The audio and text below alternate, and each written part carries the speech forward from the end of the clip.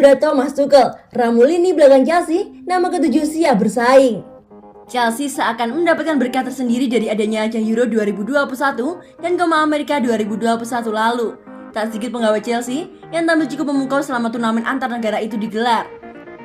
Salah satu sorotan terbesar berada dari penggawa lini belakang The Blues yang membela negara masing-masing. Nama-nama seperti Antonio Rudiger, Thiago Silva, dan Cesar Azpilicueta tak perlu diragukan lagi kualitasnya.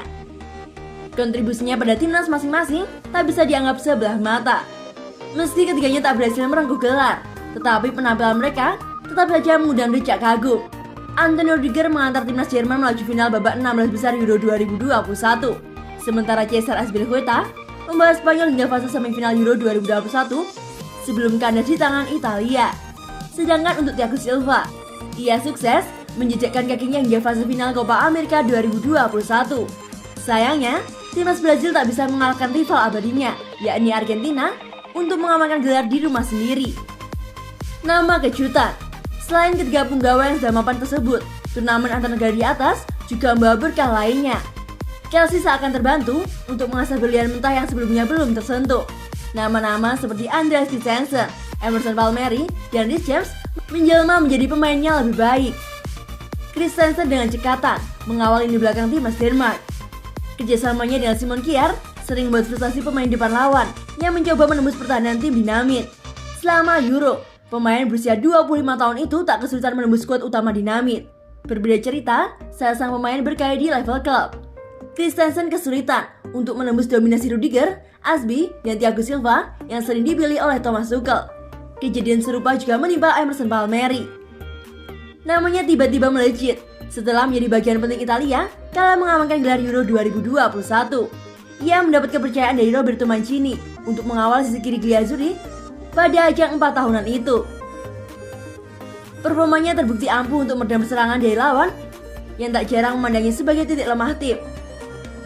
Dengan peningkatan performa yang ia tunjukkan, bukan tidak mungkin bahwa Thomas Tuchel akan meliriknya lebih sering. Alhasil, Marcos Alonso dan Ben Chilwell yang biasa bersaing untuk pos bek kiri akan mendapat pesaing baru dalam diri Emerson Palmieri. Menarik untuk melihat bagaimana Thomas Tuchel meramu lini belakang Chelsea di Liga Inggris 2021-2022 mendatang. Opsi 3 bek yang biasa ia mainkan bisa saja berubah total dengan peningkatan performa beberapa pemain belakangnya.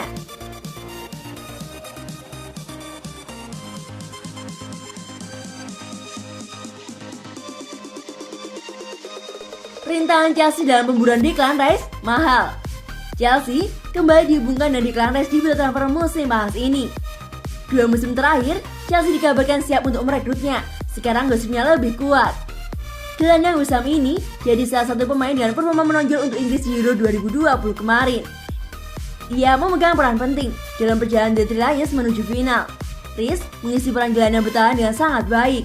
Dia berdua dengan Apik dan Calvin Phillips, hanya sedikit berbeda peran karena ia lebih defensif. Kabar terkini menurut Eurosport, Chelsea sedang mempertimbangkan tawaran perdana untuk Rice. Tetapi ada 2 rintangan besar yang harus mereka lewati. Menurut laporan, Declan Rice menuntut gaji sebesar 200.000 pounds per pekan. Angka ini sangat berat dan bakal membuatnya jadi pemain dengan gaji terbesar di Chelsea nanti. Rintangan kedua adalah harga jual yang dipasang West Ham. Kabarnya, West Ham tidak mau melepas Rice dengan harga murah, minimal 80 juta pounds. Rice sendiri dikabarkan siap meninggalkan West Ham, tapi 2 kendala harga tersebut membuat transfernya sulit terwujud. Chelsea klub yang kaya, tapi 80 juta pounds untuk biaya transfer dan 200.000 pounds untuk gaji per pekan jelas sangat besar. Declan Rice sebenarnya adalah mantan pemain Chelsea. Dia pernah membela tim junior The Blues, tapi dilepas di usia muda karena dianggap tidak potensial. Gelandang yang berusia 22 tahun itu kemudian menjalani debutnya bersama West Ham United pada tahun 2016 lalu. Dan sekarang ia menjadi pemain inti West Ham dan jadi salah satu andalan di Inggris. Beberapa waktu lalu, West Ham dikabarkan bersikeras tidak mau menjualnya dengan harga yang murah. Namun mengingat situasi pandemi, West Ham mungkin akan berubah pikiran jika Chelsea mengajukan tawaran menggiurkan. The Blues adalah akhirnya mendatangkan pemain mahal. Mungkin pada akhirnya, West Ham tidak punya banyak pilihan.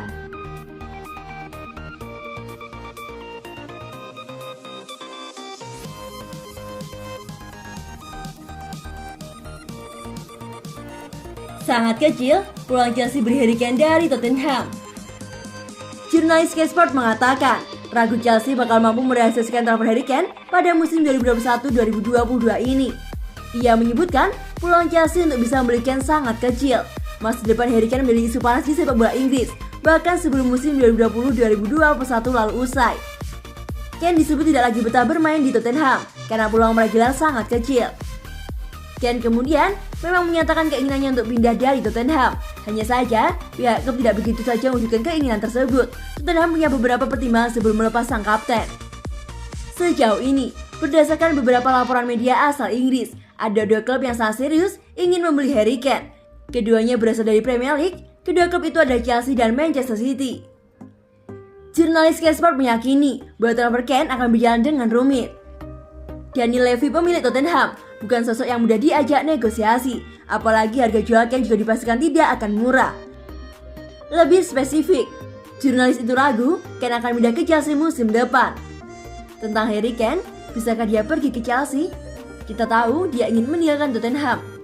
Buka Soleko pada Sky Sport. Secara pribadi, saya tidak pernah bisa melihat Tottenham menjual Harry Kane atau pemain lain ke salah satu rival terbesar mereka. Jika bukan rival terbesar mereka, Chelsea. Tegas Soleko. Sejauh ini, belum diketahui kemana Harry Kane akan berlabuh pada musim depan. Harry Kane diprediksi belum akan membuat keputusan dalam waktu dekat karena akan berlibur usai tampil Euro 2020. Man City jadi klub dengan peluang paling besar untuk bisa membeli Harry Kane. Sang manajer Pep Guardiola sangat tertarik pada jasa Kane. Guardiola butuh penyerang baru usai melepas Sergio Aguero. Namun, negosiasi dengan Tottenham tidak akan berjalan mudah. Klub tidak akan melepas Harry Kane begitu saja, kecuali jika mendapat tawaran senilai 150 juta pounds.